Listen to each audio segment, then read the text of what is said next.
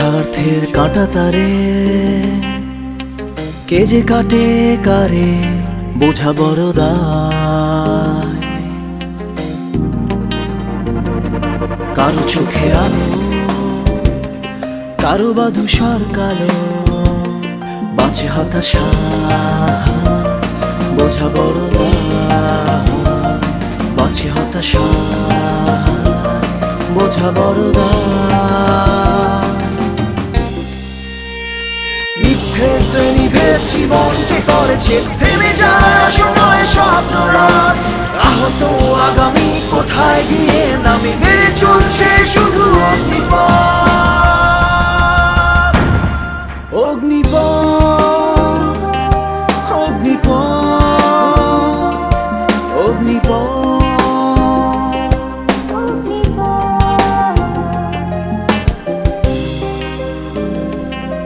অগ্নিপথ।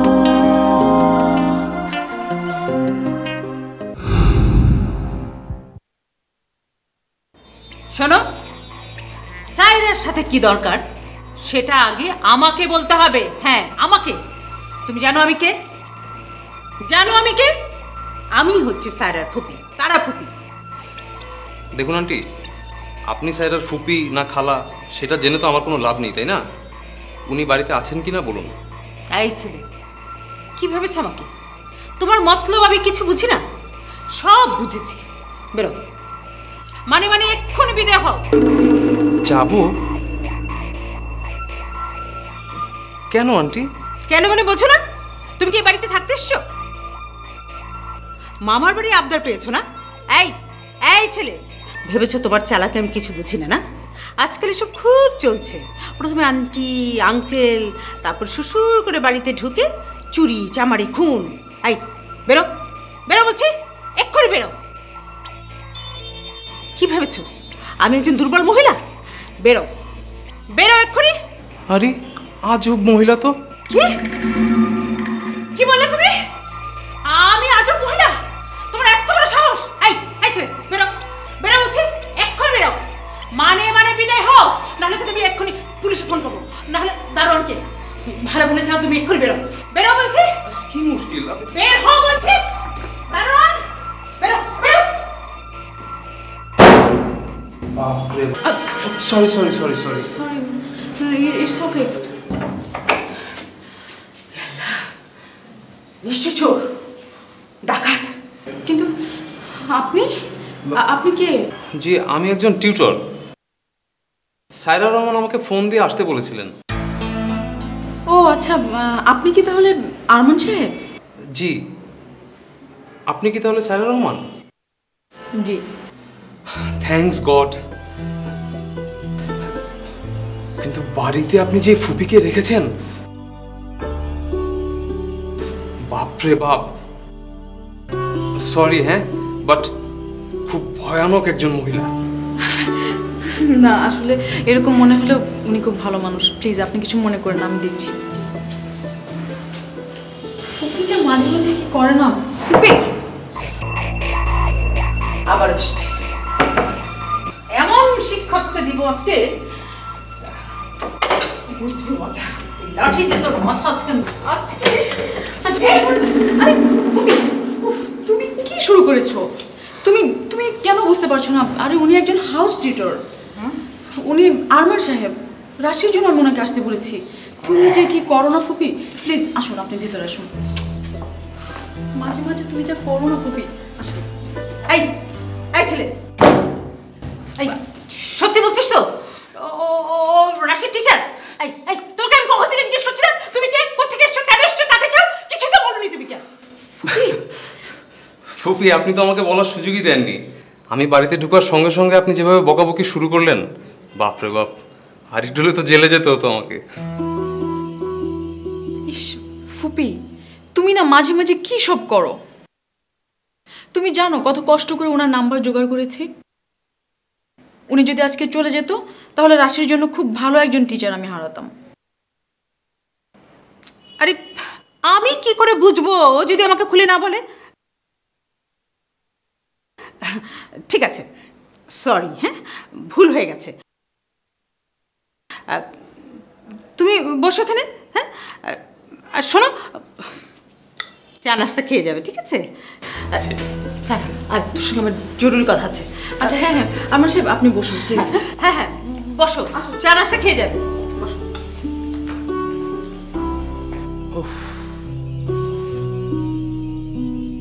আরে বেচারি ফুপি, উনি ভেবেছেন আমি চোর।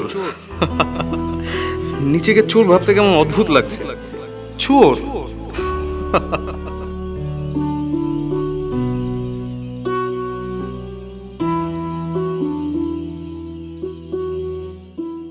না সাইফ, না। তুমি তুমি এটা কি করে ভাবলে বলো তো? দেখো কাজল, আমি যেটা ভেবেছি সেটাই ঠিক, এর মধ্যে কোনো ভুল নেই, আর এটাই পারফেক্ট ডিসিশন। আর আমি চাই এই ডিসিশনে তুমি আমার পাশে থাকবে। অসম্ভব, এটা সম্ভব না সাইফ। আর তাছাড়া আমাদের রিলেশনের শুরুতে আমরা এটা নিয়ে কথা বলেছি, right? Kajal, I respect your feeling. On the other hand, তারা ফুপিও কিন্তু তার পজিশন থেকে একেবারেই রাইট। উনি যে বলেছেন আমি তোমাকে ভালোবাসি কিনা সেটা প্রমাণ করার জন্য তোমাকে বিয়ে করে দেখাতে হবে, কথাটা কিন্তু মা বা ফুপি হিসেবে একদম ঠিক বলেছেন। কাজল, ট্রাই টু আন্ডারস্ট্যান্ড, এটা সময়ের ডিমান্ড। আর তাছাড়া সমাজ সংসার বলে তো একটা কথা আছে, তাই না? না সাইফ, আমি একটা ডিসিশন নিয়েছি। যে পর্যন্ত তোমার মাকে খুঁজে না পাবো সেই পর্যন্ত আমরা বিয়ে করব না। তুমি একবার ভাবো তো, তোমার মাকে যদি আমরা খুঁজে পাই তারপর আমরা বিয়ে করি, কত মজা হবে না বলো? আর আর উনি কত খুশি হবে। সাইফ, ওনার জায়গা থেকে একবার চিন্তা করে দেখো, আমি কি ভুল কিছু বলেছি? না, তুমি ভুল বলনি কাজল, তোমার কথাই ঠিক। আসলে সব মাই স্বপ্ন দেখে তার ছেলে একদিন বড় হবে, বিয়ে করবে, সংসার হবে, নাতি পুতি। আসলে এটাই তো মায়েদের চিরন্তন চাওয়া। But Kajal, by any chance আমরা যদি মাকে খুঁজে না পাই, তাহলে কি আমরা সারা জীবন এইভাবে আলাদা থাকবো? আমাদের বিয়ে হবে না? Kajol, Kajol please try to understand. Saif, Saif তুমি চাপে পড়ে এসব কথা বলছো না তো? কাজল, আমার এই জীবনে আমি কারো কাছে কোনোদিন মাথা নত করিনি। আমি যা ভেবেছি তাই করেছি, তাই ডিসিশন নিয়েছি।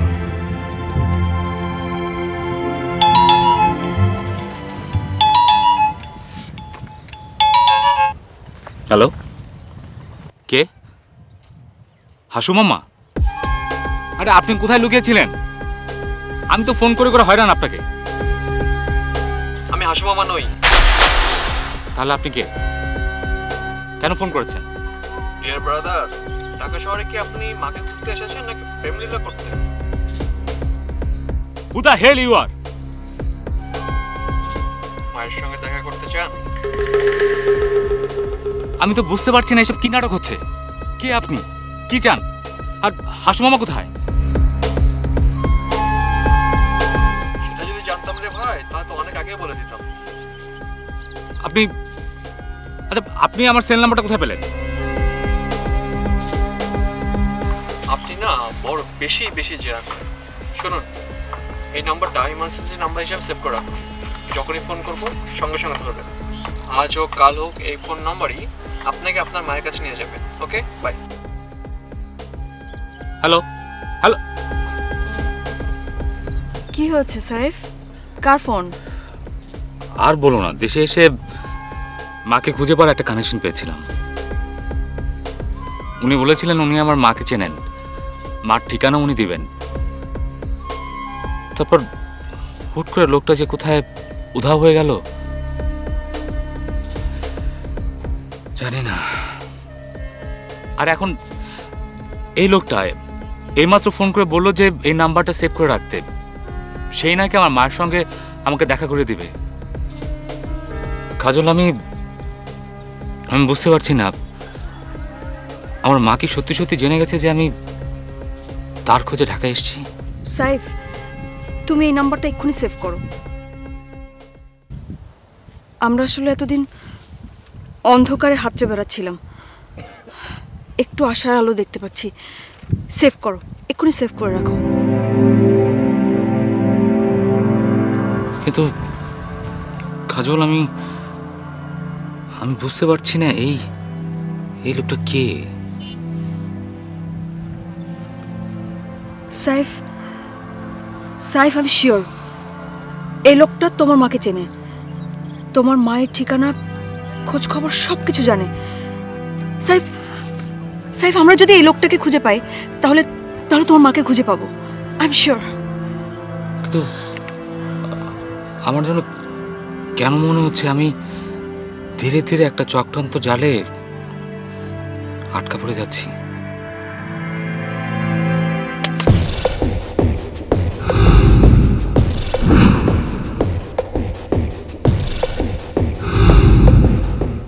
দেখ সারা,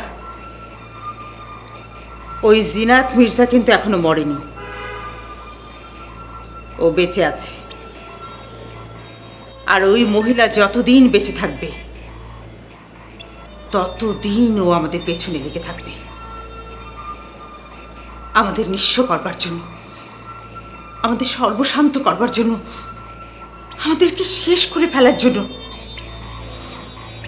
কেন, ওই পুলিশ অফিসার সাজ্জাদ খানের কথা তোর মনে নেই? সাজ্জাদ খান, ও আমাদের পাশে এসে দাঁড়িয়েছিল আমাদেরকে সাহায্য করার জন্য, তোর বাবার মৃত্যু রহস্য উদ্ঘাটন করার জন্য। কিন্তু তার ফল কি হলো? আমাদের এই ছোট্ট রাইসাকে জড়িয়ে ওই পুলিশ অফিসারের সঙ্গে কত কেচ্ছা কাহিনী, পত্রপত্রিকায় ছবি, স্ক্যান্ডেল। ভাবলে ভাবলে এখন আমার মাথা হেট হয়ে যায়। ছি ছি ছি ছি। ওই জিনাত মির্জা শয়তান মহিলা একটা, ওর মরণও হয় না। ফুপি, কিন্তু এসবের মধ্যে কোনো কিন্তু টিন্তু নেই। আমি কাজলকে সোজা বলে দিয়েছি যে ঠিক আছে, সাইফ যদি তোকে এতই ভালোবাসে তাহলে ওকে বল বিয়ে করতে।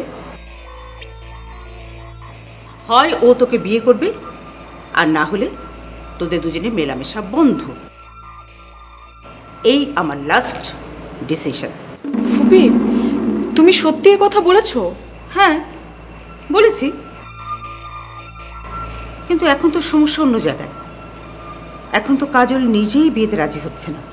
আচ্ছা ফুপি, তুমি তো জানো আমাদের 3 বোনের মধ্যে কাজল সবচেয়ে ইন্টেলিজেন্ট। ও কি এরকম একটা ভুল করবে?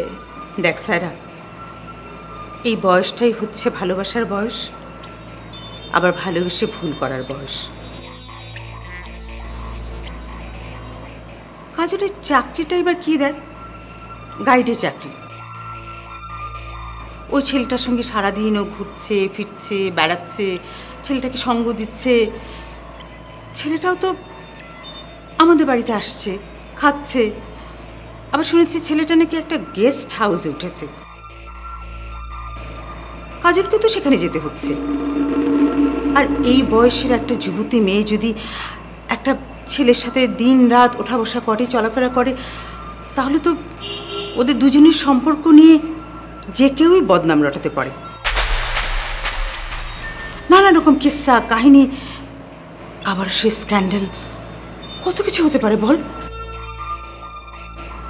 না না, আমি এটা কিছুতেই মানতে পারি না। আমি কাজলকে বলে দিয়েছি, হয় বিয়ে, না হলে ওই ছেলের সাথে কোনো সম্পর্ক রাখবে না, ব্যাস। আচ্ছা ঠিক আছে ফুপি, তুমি কোনো টেনশন করো না, আমি কাজলের সাথে ডিটেলস কথা বলবো। তুমি তাহলে এখন যাও, ওদিকে রাশির টিচার বসে আছে। আমি তো শুধু তোদের ফুপি না, একই সঙ্গে আমি তোদের মা, বাবা, সব। আমার জীবনে কি ঘটেছিল সেটা তো তুই সবই জানিস। একটা কথা মনে রাখিস সায়রা, একটা সংসার করতে অনেক কষ্ট, অনেক ত্যাগ, অনেক তিতিক্ষা, কিন্তু ভাঙতে, একটা সংসার ভাঙতে 1 মিনিটও লাগে না, 1 মিনিটও না। ফুপি ফুপি ফুপি, আমি তো সবই জানি। প্লিজ ফুপি, তুমি টেনশন করো না তো, আমি দেখছি কি করা যায়। তুমি এভাবে টেনশন করলে তুমি অসুস্থ হয়ে যাবে ফুপি। আর টেনশন হচ্ছে এখন আমাদের জীবনেরই একটা অংশ রে সায়রা। কাজলের পরে আছে রাইসা। রাইসারও তো বিয়ে শাদির ব্যবস্থা করতে হবে। ব্যাস, এই দুজনের বিয়ে হয়ে গেলে আমরা মুক্ত হয়ে যাব। তোর মা আর আমি তখন একেবারে হাত পা জারা হয়ে যাব, গ্রামে চলে যাব। বাকি জীবনটা আমরা ওখানেই কাটাবো, ওখানে।